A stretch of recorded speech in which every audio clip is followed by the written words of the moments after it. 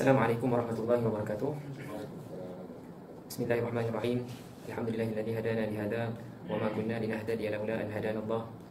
Asyhadu an la ilaha illallah wahdahu la syarika lah wa asyhadu anna Muhammadan abduhu wa rasuluh la nabiyya ba'dah. Allahumma shalli wa sallim ala sayyidina Muhammad al-fatihi lima ughliq wal khatimi lima sabaq wan nasiril haqqi bil haqq wal hadi ila siratal mustaqim wa ala alihi wa sahbihi haqqa qadrihi wa miqdarihi al-'azim. Allahumma inna nas'aluka 'ilman nafi'a wa rizqan thayyiba wa 'amalan mutaqabbala. Yang dimuliakan pengurusi dan seisi jawatan kuasa dan hadirin-hadirat warga surau yang dirahmati Allah sekalian, malam ini kita akan meneruskan perbincangan kita dalam hadis 40 hadis akhlak mulia, dan insya-Allah pada malam ini diteruskan dengan hadis yang ketujuh. Hadis yang ketujuh pada halaman 14 ya.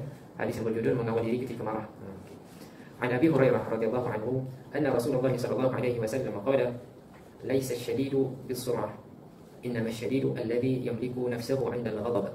Muttafaqun alaih. Artinya daripada Abu Hurairah radhiyallahu anhu bahwasanya Rasulullah sallallahu alaihi wasallam bersabda, bukanlah orang yang gagah perkasa itu orang yang mampu merebahkan orang lain, tetapi sebenarnya orang yang gagah perkasa itu ialah orang yang mampu mengawal dirinya ketika marah. Hadis ini diriwayatkan oleh Imam Al-Bukhari dan Imam Muslim. Jadi dalam teks bahasa Arab itu diletakkan dirujukkan sebagai muttafaqun alaih, merujuk kepada mereka berdua bersepakat atas status hadis ini. Okay. Kita lihat sedikit keterangan hadis ini yang mana nyatakan bahawa sifat marah ini memang sifat semula jadi yang ada pada setiap orang.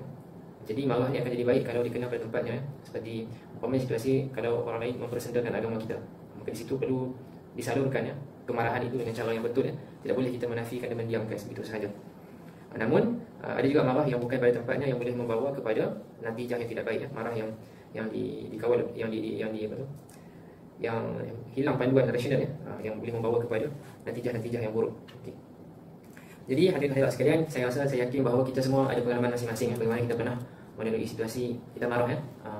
Boleh jadi marah itu marah pada konteks yang betul ya. Marah apabila berlakunya pelanggaran hukum-hukum Tuhan ataupun agama Islam dipersendakan, ataupun marah-marah yang lebih bersifat personal, bersifat peribadi. Mungkin kita terasa diri kita offended dengan tingkah laku orang lain dan seumpamanya. Jadi di situ menjadi indikator yang lebih utama. Nak tahu kita ni kuat ke tak, lihat pada waktu kita marah. Boleh tak kita kawal diri kita kan? Memang itu menjadi satu cabaran yang bagi saya yang bersalah ya bagi semua orang ya. Okey, insya-Allah saya di sini ada juga sampingan hadis yang boleh kita rujuk. Saya buka ni dalam PDF ya. Jadi topik berkenaan dengan marah ni memang banyak panduan hadis yang diberikan ya. Jadi di sini saya membawakan hadis yang diriwayatkan oleh Imam Al-Bukhari dalam matan yang lain. Jadi an Abi Hurairah radhiyallahu anhu anna rajulan qala lin Nabi sallallahu alaihi wasallam awsini qala la taghdab faraddada miraran qala la taghdab. Artinya daripada Abu Hurairah radhiyallahu anhu bahwasanya ada seorang lelaki telah berkata kepada Nabi sallallahu alaihi wasallam, berikanlah aku nasihat. Jadi dia meminta nasihat kepada Nabi, maka Nabi berkata, janganlah marah. Maka orang itu mengulangi permintaan tersebut beberapa kali. Nabi sallallahu alaihi wasallam menjawab, janganlah marah. Jadi di sini kita lihat ya, pengulangan yang ditunjukkan oleh Nabi itu memberikan satu bentuk penekanan bahawa elemen perlunya kita mengawal marah ini satu yang mustahab, yang penting ya. Okey, baik. Dalam hadis yang lain juga Nabi SAW menyebutkannya, qala Rasulullah sallallahu alaihi wasallam la taghdab wa laka al-jannah. Catatkan dalam Sahih Al-Jami'. Di sini disebutkan janganlah marah dan bagimu syurga. Okey. Lihat di sini ya. Memang mengawal marah itu satu yang susah, namun di sana ada reward yang Allah Taala sediakan kepada mereka yang dapat mengawal marahnya. Okey. Idza ghadiba rajulu faqala a'udzu billah sakana ghadabah. Sahih Al-Jami' juga catatkan hadis ini. Apa mafhumnya? Maksudnya ialah apabila seorang itu marah apa yang boleh dia buat? Maka dia kata a'udzu billah. Ya, a'udzu billah. Aku bermohon perlindungan dengan Allah Taala. Maka insya-Allah dia punya kemarahan itu akan semakin reda. Baik, dan seterusnya hadis Nabi SAW yang lain menyebutkan alimu wa yassiru wa la tu'assiru wa bashiru wa la tunaffiru wa idza ghadiba ahadukum falyaskut. Ya. Jadi di sini tu di bahagian belakang tu dalam bahagian penghujung hadis tu disebutkan apabila seseorang daripada kamu marah maka hendaklah diam. Jadi di sini ada panduan yang diberikan oleh Nabi SAW untuk kita mengawal kemarahan kita. Jadi masing-masing ada pengalaman kita bila kita marah kan. Kalau kita mula bercakap, bila kita menulis semasa marah, jadi situasi akan menjadi lebih tidak terkawal ya. Okey, baik. So saya merujuk salah satu catatan yang dimuatkan dalam laman Pihak Mufti Wilayah Persekutuan artikel berkenaan dengan marah. Okey, di sini dinyatakan satu hadis yang diriwayatkan oleh Imam Tirmizi dan satu hadis marfu' yang menyifatkan sifat marah Nabi SAW. Okey, iaitu berbunyi la tughdibuhu ad-dunya wa la ma kana laha fa idza tu'diya al-haqqu lam yaqum li ghadabihi syai'un hatta yantasira lahu wa la yaghdabu li nafsihi wa la yantasiru laha. Maksudnya, perkara keduniaan tidak membuatkan Nabi marah. Adapun jika menanggahi kebenaran, tiada siapa pun, tiada apa pun yang mampu berdepan dengan baginda, sehingga baginda memenangkan kebenaran itu.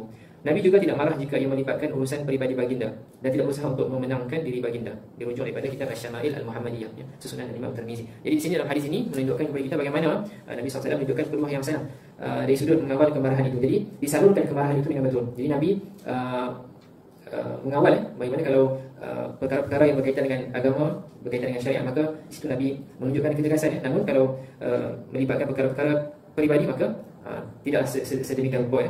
Nabi tidak marah apabila melibatkan urusan peribadi. Baik, seterusnya. Okey. Sifat-sifat orang yang mengawal kemarahan ini juga dinyatakan dalam ayat Al-Quran, ya, surah Ali Imran ayat yang 134, yang mana diceritakan Allah Ta'ala menyifatkan ciri-ciri orang yang bertakwa. Antaranya mereka menahan marah. Bagaimanakah ayat itu berbunyi? Ayat itu berbunyi, alladzina yunfiquna fis sarra wad dharra wal kadhimina al-ghaidh wal 'afina 'anil nas. Yaitu orang-orang yang mendermakan harta mereka pada masa senang dan susah, dan orang-orang yang menahan kemarahannya, dan orang-orang yang memaafkan kesalahan orang lain. Mari kita lihat, ya, dalam ayat ini disenaraikan beberapa sifat orang-orang yang bertakwa, yang beriman. Antaranya mereka mendermakan harta pada masa senang dan susah. Kan? Dan antara panduan yang diberikan kepada kita juga, antara waktu yang sangat insya-Allah pahala yang besar untuk kita sedekah ialah pada waktu kita rasa kita banyak duit dan kita tak mau jadi kurang duit, jadi tamak, kan? Pada waktu itu insya-Allah kalau kita sedekah besar ganjarannya. Jadi di sini digambarkan orang yang bertakwa ini mereka mendermakan hartanya pada waktu senang dan susah. Kalau senang memang boleh kan, banyak duit simpanan dia, kan. Waktu susah pun dia memberikan sumbangan. Dia pun tak berapa banyak duit dia ada, dia juga dermakan kepada orang lain. Sebenarnya ada orang-orang yang mengawal ataupun menahan kemarahannya, serta dan diakhiri dengan wal 'afina 'anil nas, yang memaafkan kesalahan orang lain. Okey. Jadi lihat, ya, bagaimana penekanan konsep mengawal kemarahan ini memang wujud dalam ayat Al-Quran dan juga dalam hadis-hadis Nabi sallallahu alaihi wasallam. Dan dalam ayat dalam surah Ali Imran sebentar tadi kita lihat disusuli, ya, pertama disebutkan tentang orang yang mengawal kemarahan dan mereka yang memaafkan kesalahan orang lain. Dan sebelum ini kita bincangkan, ya, bagaimana ada kalangan orang saleh sebelum ini, ya, pada zaman Nabi SAW menyebutkan, menceritakan dia ni amalan ni tak seberapa sahaja, amalan biasa-biasa saja, namun Nabi menyebutkan dia adalah salah seorang daripada penghuni syurga. Maka setelah disiasat ataupun dikaji, ya, apakah amalan dia yang special tu, rupanya apa yang dibagi ialah sebelum dia tidur setiap malam dia akan maafkan kesalahan semua orang lain. Ya. Baik, seterusnya Allah Ta'ala juga menceritakan sifat orang yang beriman dan bertawakal kepadanya dalam surah Asy-Syu'ara. Bagaimana ayat itu berbunyi, wa idza ma ghadibu hum yaghfirun, ya. Dan apabila mereka marah, maka mereka segera memaafkan. Okey. Seterusnya mari kita lihat apakah panduan yang diberikan oleh Nabi sallallahu alaihi wasallam bagi kita mengawal kemarahan, nak kontrol emosi marah, anger management, ya. Okey, baik. Antara yang ditunjukkan kepada kita ialah kalau kita sedang duduk waktu kita marah, kalau kita sedang berdiri waktu marah, apa kita nak buat? Kita duduk. Bila kita dah duduk, kita marah juga, ataupun masa kita mula marah tu kita tengah duduk, maka kita berbaring. Okey.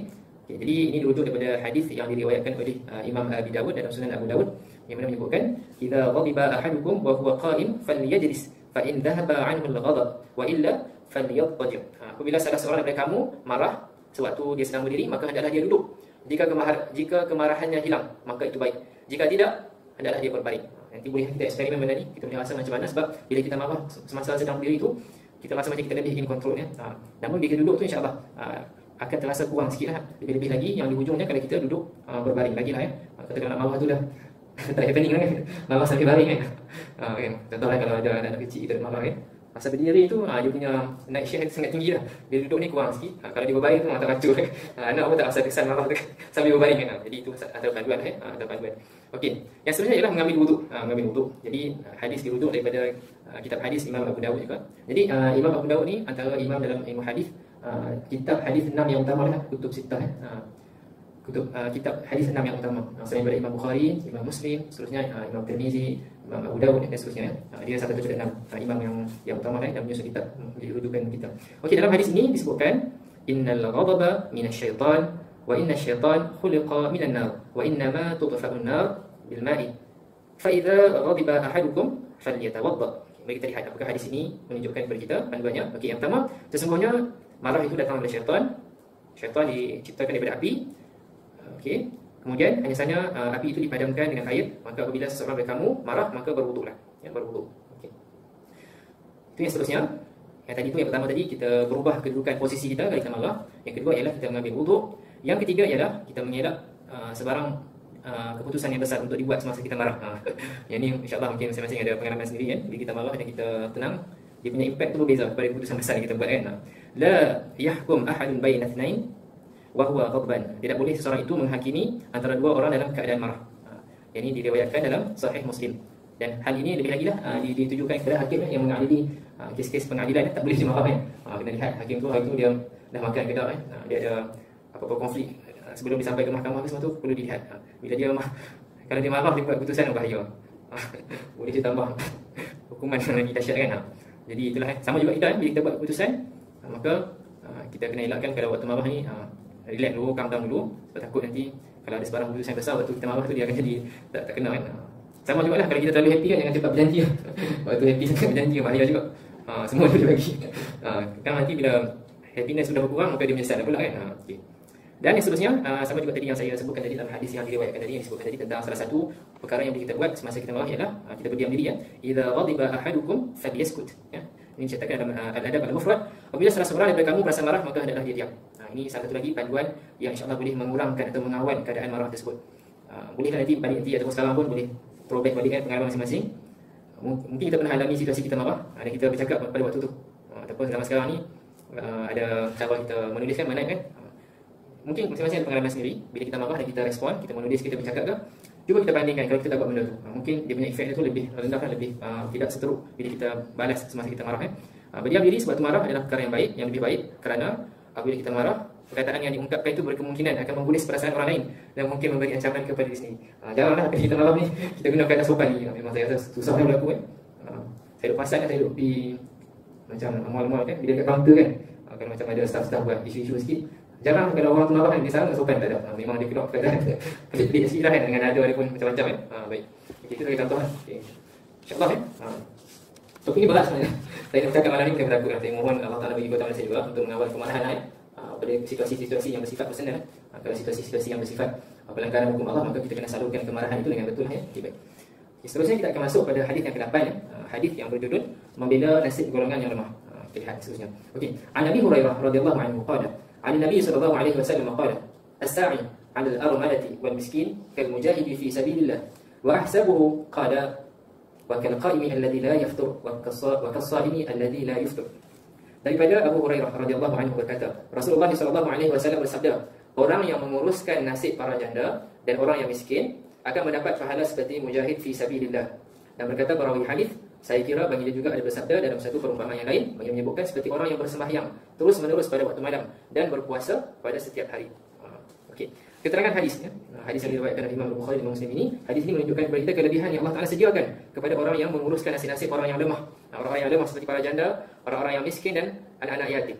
Mereka yang berbuat demikian akan diberikan ganjaran yang sama dengan orang yang memenuhkan malamnya dengan beribadat dan siangnya dengan berpuasa. Jadi sebagai susulan ataupun continuation kepada perbincangan kita sebelum ini, antaranya kita merujuk kepada hadis Nabi SAW yang menceritakan ada 7 golongan yang mendapat naungan Arsy Allah Taala yang merupakan VIP di akhirat nanti. Jadi 7 golongan tersebut memberikan gambaran dan panduan kepada kita bahawa laluan yang Allah Taala sediakan kepada kita untuk mencari keredaannya sangat luas. Okey. Dan di sini juga kita lihat bagaimana Nabi menyebutkan orang yang menginfakkan tenaga mereka, menguruskan kebajikan dan membantu orang-orang yang lemah. Okey, apa yang Allah Taala sediakan kepada mereka? Pahala yang sangat besar yang boleh menyaingi orang yang berpuasa dan tidak berbuka. Maksudnya dia berterusan banyak dia berpuasa dan orang yang berterusan mendirikan solat malam. Okey. Jadi di sini kita katakan keadilan Allah Taala. Jadi orang-orang yang memang mereka ni sangat melazimi puasa. Jadi tenaga mereka memang taklah sekuat orang yang tak berpuasa cabaran kan. Jadi Allah Taala Maha Adil maka disediakan pahala juga kepada mereka. Sama juga kalau siangnya orang itu dia sangat sibuk, ikhlas beramal, membantu menguruskan kebajikan orang-orang yang lemah, antaranya golongan janda, golongan miskin, golongan yatim, maka waktu malam pastinya dia kena rehat. Dia tak ada tenaga lah. Waktu siang memang orang kata tenaga itu banyak digunakan untuk menguruskan, membantu orang-orang yang lemah tersebut. Jadi waktu malam less likely dia ada kekuatan untuk beramal seperti mana orang yang memang khusus dia tak buat benda lain sekadar untuk ibadah secara khususi. Jadi Allah Taala memberikan ganjaran kepada mereka, menyaingi. Okey, baik. Jadi di sini antara yang kita boleh ambil di sini ialah jika kita ada kemampuan di sudut pengurusan, mungkin amal-amal amalan kebajikan yang kita boleh buat, kita boleh bantu, maka kita libatkan diri ya, di sudut membantu golongan yang lemah ya. Kemudian golongan yatim, golongan miskin, insya-Allah daripada zakat yang kita bayar tu kepada mana-mana lembaga zakat, maka insya-Allah akan disalurkan kepada salah satu asnafnya ialah fakir dan miskin. Namun jika kita tahu mana-mana wujudnya lagi yang boleh kita bantu, maka kita salurkan. Dan kalau di Selangor ni saya dimaklumkan ada Yayasan Islam Darul Ihsan yang mana sumbangan yang kita berikan itu insya-Allah akan disalurkan untuk membantu antaranya kepada golongan yatim. Dan salah satu motivation juga boleh dituntut dalam pengaturan cukai. Tak boleh lari benda ni kan, untuk teringat juga kan nak diberikan daripada cukai ya. Baik. Okey, untuk tajuk ini juga insya-Allah kita ada juga rujukan-rujukan hadis yang insya-Allah dapat membantu kita, yang saya cari, yang saya susun insya-Allah. Antaranya ialah hadis yang diriwayatkan oleh Al-Imam Muslim. Hadis tersebut menyebutkan wa man yassara ala mu'sirin yassarallahu alaihi fid dunya wal akhirah. Okey. Barang siapa yang mempermudahkan urusan mereka, yakni yang ditimpa kesusahan, maka Allah akan mempermudahkan urusannya di dunia dan di akhirat. Okay. Jadi cara berfikir ni pun saya rasa agak common lah. Mungkin sebahagian dari kita ada cara berfikir macam ni. Kita macam ada, bila orang lain minta tolong, kita akan terfikir, saya kena tolong sebab nanti bila saya susah, insya-Allah mereka akan tolong saya balik. Jadi macam tu lah. Ini hari dia, kemudian nanti hari saya pula, macam tu kan dia punya formula yang kita buat. Tidak ada masalah. Namun di sini kita jangkauan formula kita tu lebih jauh lagi. Kita nak memastikan, nak mengusahakan agar insya-Allah dengan usaha kita bantu orang susah, bantu dunia ni, insya-Allah mudah-mudahan Allah Taala akan bantu kita di akhirat nanti. Kan? Di akhirat nanti suasana yang sangat menggerunkan. Antara disebutkan di akhirat nanti seorang anak tu, dia kalau boleh dia tak mau terjumpa dengan mak dia sebab dia takut nanti kalau mak dia nak minta pahala daripada dia. Kan? Sampai ke tahap itu. Baik, yang seterusnya hadis yang diriwayatkan oleh Imam Muslim, man istata'a minkum an yanfa'a akhahu falyaf'al. Sesiapa yang mampu membantu saudaranya memberikan manfaat, maka lakukanlah. Jadi insya-Allah hadis ini disebutkan secara umum, maka kita boleh perhalusi lagi. Sekarang ni bentuk bantuan ni sangat luas ya. Tidak semestinya dalam bentuk material semata-mata. Mungkin dari sudut kita beri sokongan moral ya, sokongan dalam bentuk listening, itu pun semua insya-Allah adalah bentuk manfaat yang kita boleh berikan kepada saudara-saudara kita. Baik. Itu hadis yang diriwayatkan oleh Imam Muslim. Yang seterusnya, yang ini insya-Allah kaitan dengan hadis yang sebelum ini juga ya. Mari kita lihat sudut pandang kita menjangkaui akhirat ya. Okey. Hadis ini mafhumnya sahih targhib, dicatatkan dalam sahih targhib. Okey, sesiapa yang berjalan bersama saudaranya, maksudnya dia menunaikan hajat saudaranya sehingga terlaksana, maka Allah Taala akan menetapkan kakinya pada hari kaki ini akan tidak tetap di akhirat nanti. Maksudnya di sini hadis ini menyebutkan insya-Allah dengan kita membantu saudara-saudara kita di dunia ini, insya-Allah Allah Taala akan membantu kita di akhirat nanti. Okey. Seterusnya dalam hadis seterusnya disebutkan afdalul a'mal an tadkhula ala akhika al-mu'min surura wa taqdiya anhu dainan aw tut'imuhu khubzan. Okey. Antara sebaik-baik amalan yang boleh dilakukan ialah yang pertama, kita memasukkan kegembiraan kepada saudara kita yang beriman. Kita hadirkan kegembiraan kepada mereka. Lihatlah konteks masing-masing ya. Kalau budak-budak macam mana cara nak gembirakan budak-budak kan? Remaja macam mana? Orang susah, anak yatim macam mana? Okay? Orang yang memang stable ekonomi, macam mana kita nak gembirakan mereka? Okay? Yang kedua ataupun membayar hutangnya. Jadi kita rujuk kepada hadis yang disebutkan yang menceritakan bagaimana satu peristiwa Nabi tidak menunaikan solat jenazah kepada satu jenazah itu. Kerana apa? Kerana dia masih lagi ada hutang yang tidak dijelaskan. Sehinggalah ada salah seorang sahabat yang memberi jaminan untuk menyelesaikan hutang, barulah dilaksanakan solat jenazah tersebut. Jadi di sini nampak kan dia punya continuation ataupun connection dengan hadis-hadis yang lain ya. Yang kedua ialah membayar, menyempurnakan hutangnya. Okey. Kalau orang berhutang kepada kita, kalau kita rasa mampu, tak mahu menuntut lagi, kita boleh convertkan kepada satu bentuk hibah kepada dia. Dan yang ketiga ialah tut'imuhu khubzan, memberi makan kepada dia. Jadi insya-Allah dekat sebelah ni pun budaya memberi makan ni insya-Allah sangat lazim kan. Orang kita kalau buat majlis, kalau tak makan tu dia tak datang sikit kan. Jadi insya-Allah mudah-mudahan kita buat benda tu dengan niat kita nak menghidupkan amalan yang diajarkan oleh Nabi SAW, membawa faedah, memberi makan. Okey, baik. Di sini ada lagi 1, 2, 3. Okey, ada 3 lagi hadis yang insya-Allah yang kita boleh lihat. Masih lagi ya, ada kaitan dengan tajuk yang kita bincangkan ini, membela golongan nasib malamah dari sudut kita nak membawa manfaat, membantu orang lain. Okey, baik. Yang hadis yang diriwayatkan oleh Imam Muslim, saya rasa insya-Allah kita semua dah pernah dengar hadis ini, bagaimana sesiapa yang memudahkan atau menghilangkan suatu kesusahan dunia, insya-Allah Allah Taala akan menghilangkan kesusahan pada dia di akhirat nanti. Siapa yang memudahkan urusan seseorang yang kesempitan, maka Allah Taala akan mudahkan urusannya di akhirat nanti. Okay. Kemudian siapa yang menyembunyikan aib seseorang muslim, maka Allah Taala akan menyembunyikan aib dia di dunia dan akhirat, dan Allah Taala sentiasa berada dalam pertolongan bagi seorang hamba itu selagi mana dia sentiasa membantu orang lain. Okay. Hadis yang diriwayatkan oleh Imam Muslim. Jadi sini ya, antara takeaway yang kita ambil daripada hadis ini ialah sentiasa kita ada kesediaan untuk membantu orang lain, dan insya-Allah kita akan mendapat bantuan Allah Taala. Okey. Pernah dengar tak antara hadis yang menceritakan apakah karakter orang yang terbaik? Ada banyak antaranya di sini disebutkan ahabun nas ila Allah Taala anfa'uhum linnas, yang banyak membawa manfaat kepada orang lain. Jadi saya melihat, kita boleh lihat secara praktikalnya banyak situasi yang boleh kita amalkan, kita membawa manfaat kepada orang lain. Daripada sekecil-kecil perkara sampai sebesar-besar perkara. Sekecil-kecil perkara macam mana? Contohnya kalau situasi mereka yang tinggal di kawasan yang bertingkat, di apartmen, mungkin kita boleh bantu kan. Kita lihat hari tu orang tu tangan dia penuh, dia masuk dalam lift kan.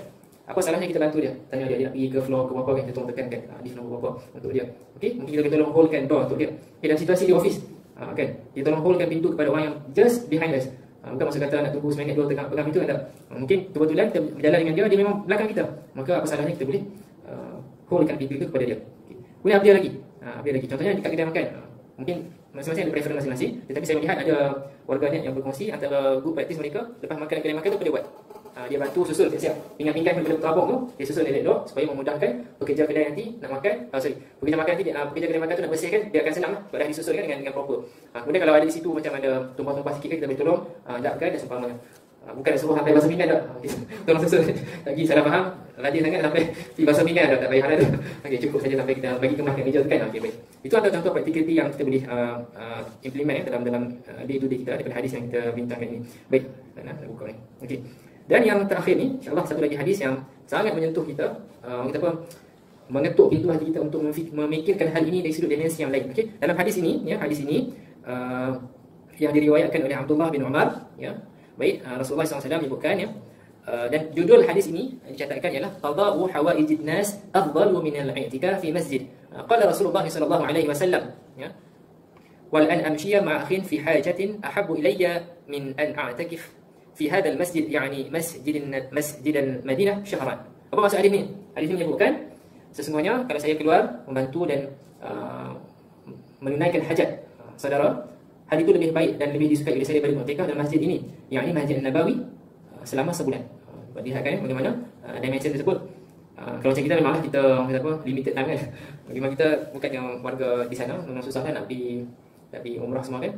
Memang limited time, tapi kalau memang berada di sana, maka Nabi menunjukkan bahawa fadilat membantu menunaikan hajat manusia ni insya-Allah lebih dicintai, lebih disukai daripada semata-mata beriktikaf dalam Masjid Nabawi selama sebulan. Okey.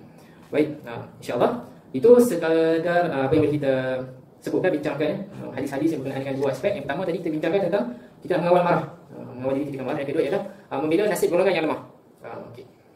Untuk bahagian saya rasa setakat itu yang saya boleh kumpul dan kongsikan pada malam ini. Okay, sekarang ni boleh kita buka pada perbincangan bagaimana dua elemen ini boleh kita put into practice dalam kehidupan seharian kita. Apa yang boleh kita buat. Saya jemputlah tuan-tuan dan puan untuk berkongsi pendapat. Kahwin janda. Okey. Mula kasih. Okey, baik. Tolong. Kolektor interpretation lain kan. Dah tolong dalam bentuk kahwin.